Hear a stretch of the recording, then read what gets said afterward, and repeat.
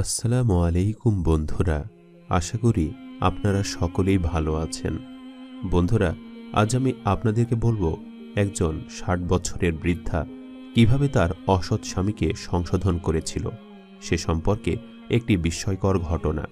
তাই অবশ্যই সম্পূর্ণ ভিডিওটি শেষ পর্যন্ত দেখার অনুরোধ রইল। বন্ধুরা, বহুকাল আগে এক গ্রামে এক বৃদ্ধ মহিলা ও তার বৃদ্ধ স্বামী বসবাস করত। তাদের পুত্র সন্তান ছিল। বৃদ্ধা তার স্বামীকে খুবই ভালোবাসত এবং যত্ন করত, এবং বৃদ্ধ তার বৃদ্ধা স্ত্রীকে খুবই ভালোবাসত এবং যত্ন করত। তারা দুজনেই প্রচুর আল্লাহর ইবাদত করত। তারা দুজনেই এতে কাফে বসত। তখন ছিল রোজার মাস। রোজার দিনেই বৃদ্ধ মহিলা তার মেয়ের বাড়িতে বেড়াতে গিয়েছিল। তখন বাড়িতে ছিল তার পুত্রবধূ এবং তার ছেলেরা। বৃদ্ধ তার বৃদ্ধা স্ত্রীকে খুবই ভালোবাসত, কিন্তু পুত্রবধূ এটা কিছুতে সহ্য করতে পারত না। কেননা পুত্রবধূকে বৃদ্ধার ছেলে কখনোই এতটা বেশি ভালোবাসেনি। তাই পুত্রবধূর সবসময় জানার আগ্রহ থাকত যে বৃদ্ধ কেন তার স্ত্রীকে এই বয়সে এসেও এতটা ভালোবাসে, এতটা যত্ন করে। এর পেছনে আসল কারণ কি রয়েছে।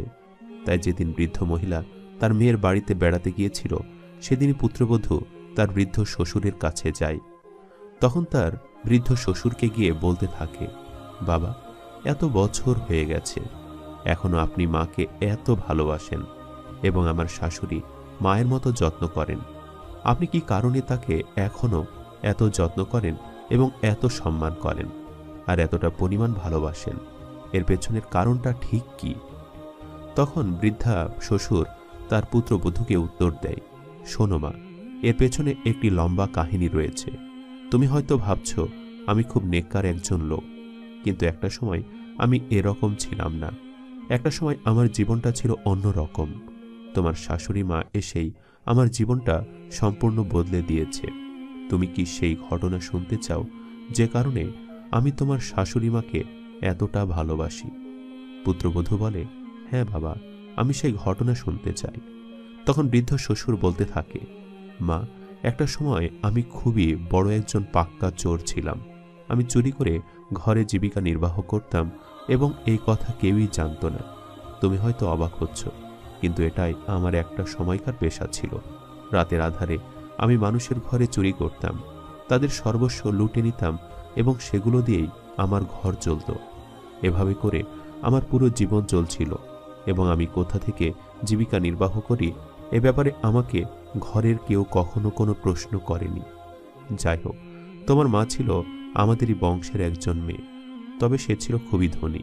তার পিতার অনেক ধন সম্পত্তি ছিল, কিন্তু তারপরেও সে আমাকে বিবাহ করতে রাজি হয় এবং সে যখন আমাকে বিবাহ করে আমার ঘরে আসে, সে আমাকে কখনো এটা বুঝতে দেয়নি যে সে একজন ধনী ঘরের মেয়ে।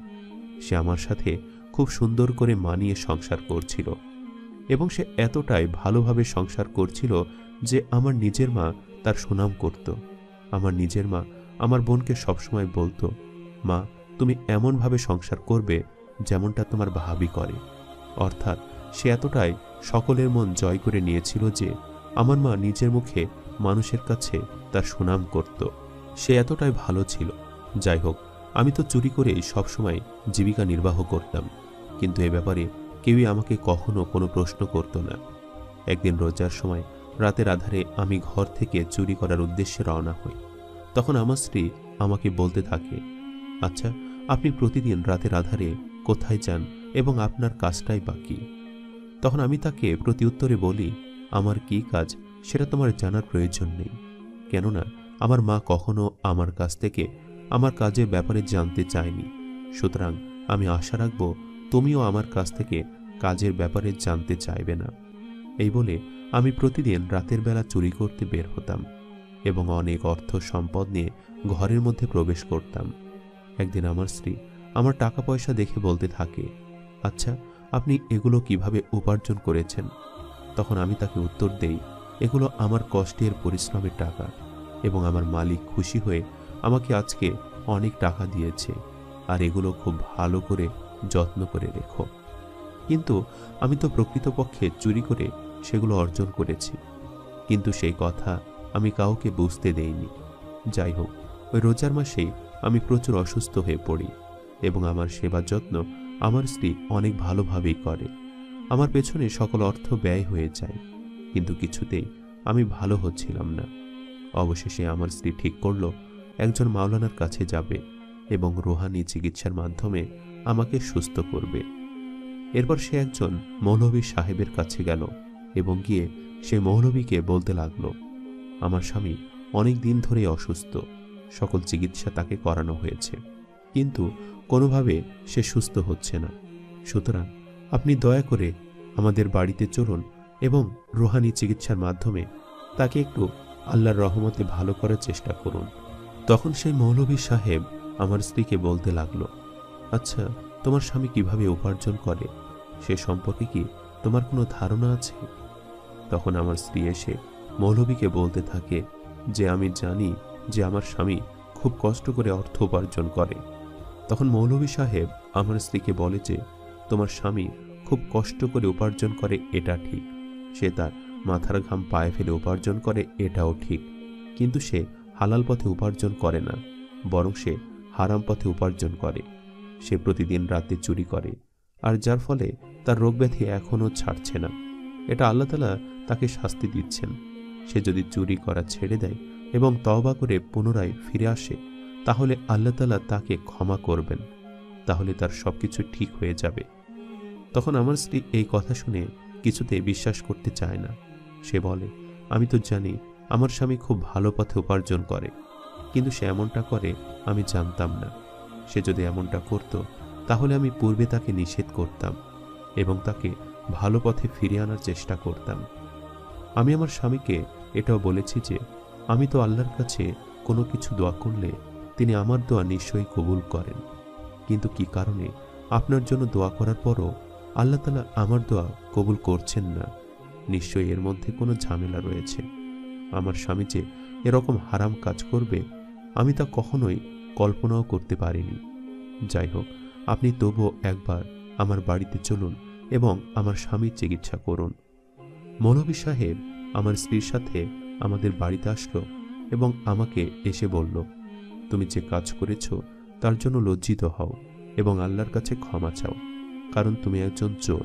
তুমি চুরি করে অর্থ উপার্জন করতে এবং তোমার সংসার চালাতে, আর তুমি যদি তওবা না করো তাহলে তুমি কিছুতে সুস্থ হবে না। আর তুমি শুকরিয়া আদায় করো তোমার স্ত্রীর জন্য, সে খুবই একজন নেককার স্ত্রী। এরপর আমি নিজেও আমার ভুল বুঝতে পারি এবং আমার স্ত্রীর কাছে ক্ষমা চাই এবং সাথে সাথে আল্লাহর কাছেও ক্ষমা চাই এবং আমি তওবা করে হালাল পথে উপার্জন করা শুরু করি। আর সেই থেকেই আমার জীবন পুরো পরিবর্তন হয়ে গেছে। আমি বুঝতে পেরেছি যে আমার স্ত্রী আমাকে সত্যিকার অর্থে খুব ভালোবাসে এবং আমার জন্য সত্যিকার অর্থেই অনেক কিছু চিন্তা করে। সেই থেকে আমি তোমার শাশুড়ি মাকে খুবই ভালোবাসি এবং এখনো পর্যন্ত যত্ন করি এবং তাকে যত্ন করে যাব। এই হলো সেই ঘটনা। প্রিয় বন্ধুরা, স্বামী স্ত্রীর সম্পর্ক হলো আল্লাহর নিয়ামতপূর্ণ একটি সম্পর্ক।